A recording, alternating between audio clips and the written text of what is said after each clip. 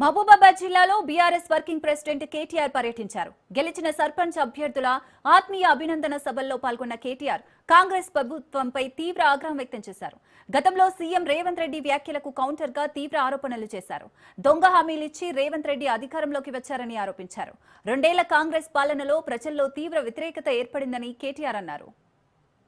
అధికారికంగా పెడుతున్నామని చెప్తే ఏ రామచంద్రారెడ్డి గారు అయితే నిజాయితీగా ఆనాడు నిజాయితీగా బతికిండో, కాంగ్రెస్ అధిష్టానానికి డబ్బులు ఇవ్వకపోవడం వల్ల ముఖ్యమంత్రి కాలేదో, ఇలా ఆ రామచంద్రారెడ్డి గారి విగ్రహాన్ని ఢిల్లీకి మూటలు మోసే సన్నాసులు కొంతమంది ఇలా ఆవిష్కరిస్తున్నారని చెప్పి ఇప్పుడే ఇక్కడికి వస్తే చెప్తా ఉన్నారు.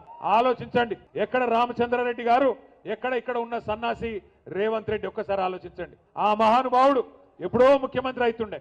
తెలంగాణ బిడ్డ కాబట్టి, రేషం ఉన్నోడు కాబట్టి, ఢిల్లీకి గులాం కాదు కాబట్టి ఆయన ముఖ్యమంత్రి కాలేకపోయిండు.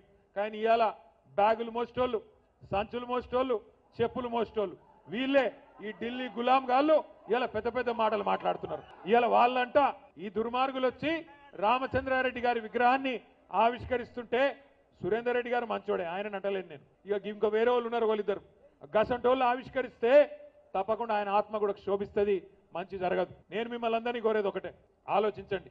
మహబూబాబాద్కి కానీ తెలంగాణకు కానీ కేసీఆర్ గారు వచ్చిన తర్వాత ఏమేం జరిగిందో ఒకసారి ఆలోచించండి. తెలంగాణ రాష్ట్రం తెచ్చిన నాయకుడు, మీ ఆశీర్వాదంతో మీ దయతో 2 సార్లు ముఖ్యమంత్రిగా చేసిన నాయకుడు. 2 సార్లు ముఖ్యమంత్రిగా చేయడమే కాకుండా ఇవాళ ఇక్కడ గెలిచి కూర్చున్న మా సర్పంచులు, ఉప సర్పంచులు, ముఖ్యంగా గిరిజన బిడ్డలు, మా బంజారా బిడ్డలు మీరు ఆలోచన చేయాలా. ఎప్పటి నుంచో ఉన్నది నినాదం, మా తాండాలో మా రాజ్యం ఉండాలని.